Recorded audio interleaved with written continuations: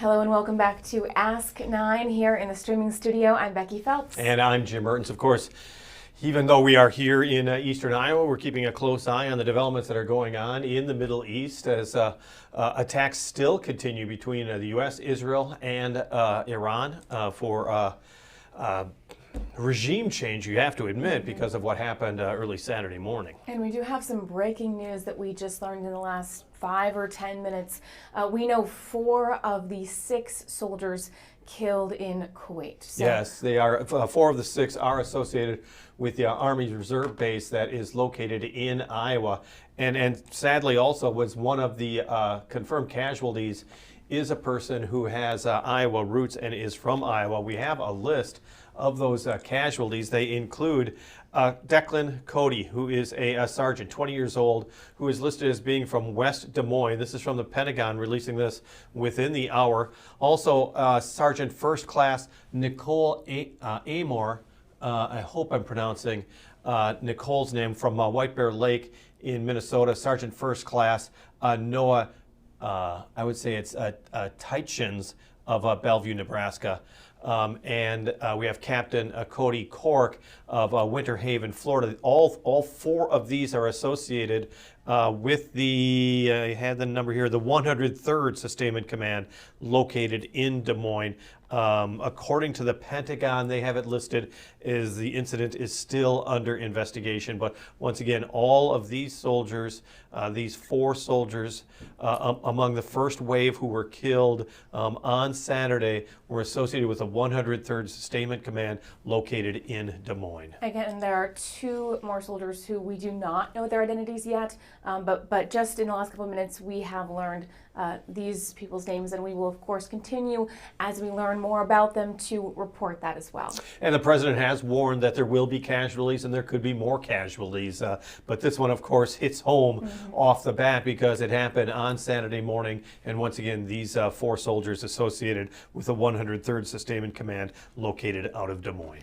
So as part of all of this reporting, we've been tracking a number of the impacts from Iran, aside from, of course, this breaking news.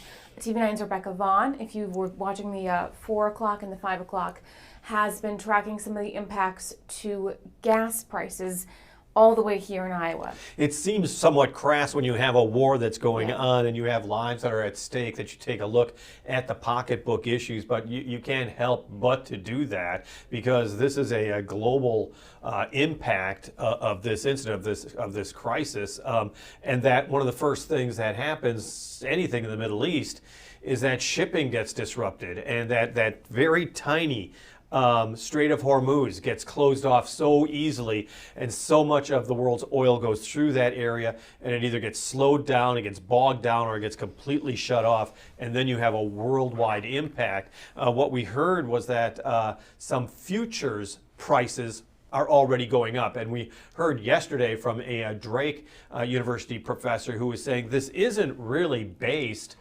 directly on supply and demand. It has to do with futures. It has to do with, what people are predicting is going to happen. And so then we see prices of commodities, the corn farmers, soybean farmers, this so well. It also impacts, of course, oil futures as well. Yes, and there's a lot of context to why, the attacks in Iran are impacting oil prices all the way over here in Iowa. It's less about, the actual oil from Iran or anything like that, and more about the particular region and getting ships, getting trade through there. Yes, because of course the U.S. had sanctions and we were not getting oil from Iran. But once again, it's the transport. It's also that other countries play a role in the mix.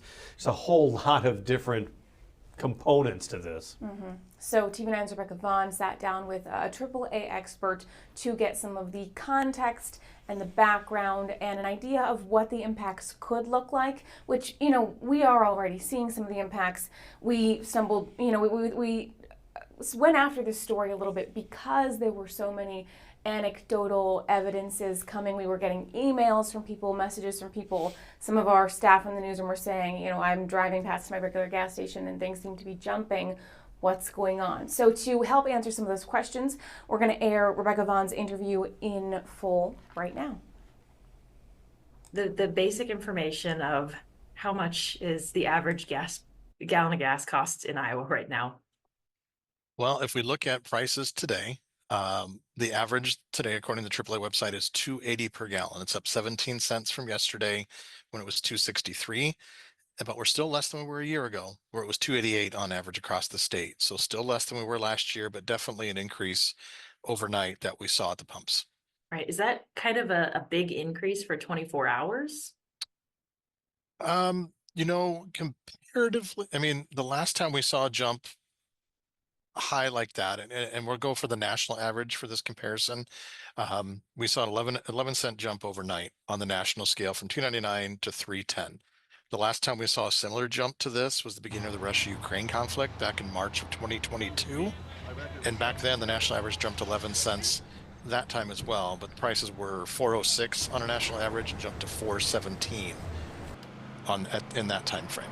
So kind of that similar jump, but we're still less cost. Compared to last year and compared to 2022, definitely less for the consumer when they go to the pump. Still a shock, obviously seeing it jump 11 cents, but when we look at it year over year, we're still in a good spot. Okay. Tell me a little bit about how we got here. Well, I'll explain it the best I can because there's so much going on and we have to watch the happenings of day to day, if not hour by hour. Um, we know Iran's a key player in the oil market. Any disruption to their oil infrastructure would have consequences. Why? Because they're part of a global market in oil, which means when there's a shortfall in one part of the world, it affects other parts too. So those are kind of the high level ones. And then we look a little more deeper than that. You go to the Strait of Hormuz, which connects the Persian Gulf to open waters, where, you know, boats are seeing delays or being blocked from exiting the port. And that could send a ripple effect throughout the entire world, even on countries that don't rely heavily on oil from the Middle East, because that's transporting a large amount of crude oil out of the region on a regular basis. So with delays or blockages there, it has that impact as well. No, of course. Now, I think I was reading the KCCI article. Our oil is not directly from Iran. That is correct. We do not import oil from Iran. China and India do. So we get ours, not from Iran, but areas in the region. OPEC is a big supplier of U.S. oil, so Saudi Arabia and other areas like that are where our supplies come from, which would be, connected to the Strait of Hormuz for those shipping shipping the products out of the region. Right. So it's kind of a double whammy. Can be, yeah. One little bit of cushion that we see though is this time of year, we on a trend typically see prices trend higher a little bit because we're emerging out of the winter months in the nicer spring and eventually summer months where demand goes up. Refineries begin producing summer blend gasoline, which contains some pricier additives to help reduce evaporation during warmer months. So hopefully that cushion is there to help absorb the cushion of these, impacts on the international scale that are impacting oil. Right. But for the consumer as of right now, I mean, that's kind of a triple whammy then. Yeah, it can be, but I mean that's hopefully a help as well. But if we look a little bit farther down the line, another, I guess, positive outlook on this is OPEC announced earlier this week that they're planning to boost production in the second quarter of this year, which is a good thing because it could help offset the price increases related to Iran. But obviously, what that impact looks like, we don't know, but it's a good sign that there are being adjustments being made to help offset the incidents that we're seeing right now. So what does the future look like right now? I know you said you kind of looking at it hour by hour, day by day. Do you expect prices to continue to go up? You know, uh, it's hard to be real specific on what that looks like. I mean, will they keep going up? There's a potential. It depends on how long the conflict continues. So predicting what will happen is still so tough with not knowing the impacts of what happens each day. If we look at just the markets for crude oil right now, and crude oil, obviously the main component of a gallon of fuel and the main price component of a gallon of fuel comes from a barrel of crude. If we look yesterday, prices on the markets jumped to those mid to upper 70s earlier in the morning on trading, and then relaxed a little bit towards the end of the day. Today, the prices jump back up to the mid 70s. The closer it gets to that 80, 90, $100 per barrel, could mean higher gas prices at home But if we stay where we are, we should be in a good spot. Okay. What do you suggest for people who are filling up at the tank? Should they just kind of keep an eye on things, or what would you suggest for them? I think normal is the best mode of operation. If we look at comparative costs from last year to this year, not a huge impact. If you're getting ready to take a road trip over spring break, some things to help absorb the cost: pack your snacks and your drinks in your car before you go. Cut down on those incidentals you might purchase at the gas station when filling up on those road trips, just to save yourself, some money here or there. And then make when you run errands, make a plan. If you have multiple errands to do, make a plan and a route to do them all in one fell swoop instead of running here and there over a span of days. So just being smart is kind of a good piece of advice, and that's for time management and making it easier if you're heading out for spring break anytime soon. Definitely. Yeah, because that could impact higher prices for spring break might not be the most favorable thing. Yeah, absolutely. And with spring break season kicking off now, I mean, people are making plans to make those trips. And as we continue into the warmer months, activities will kick in, and with the end of school not that far off, summer trips are on the horizon as well. So definitely keep an eye out for what's happening. Pay attention to what's going on every day. Again, not knowing what things may or may not look like on the international scale is something we have to watch on a regular basis right now. Trump has said, as recently as this afternoon, that in that critical passageway, that strait where a lot of the trade is being a big concern right now and driving up those prices, President Trump has said the government is going to provide risk insurance and guarantees for all maritime trade traveling through that area, and that perhaps even the U.S. Navy would provide escorts if necessary. So he's going out and trying to provide some reassurance of a kind to, all those people doing business that maybe don't drive up the prices. We're going to try and get activity through here.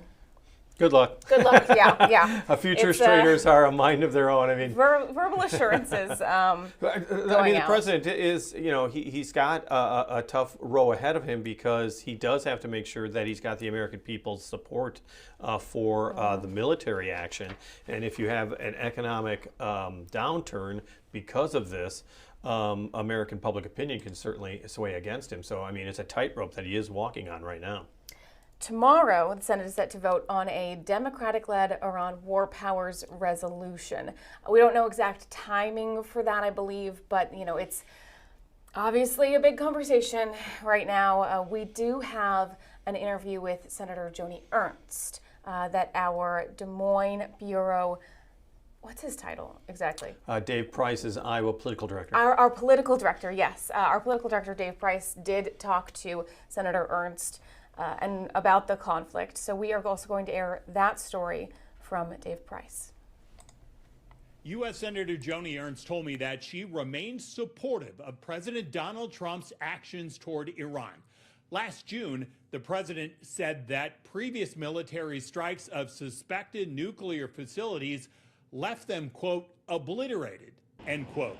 But the senator told me that Iran has remained a direct threat to the safety of the United States, and these additional military strikes were necessary.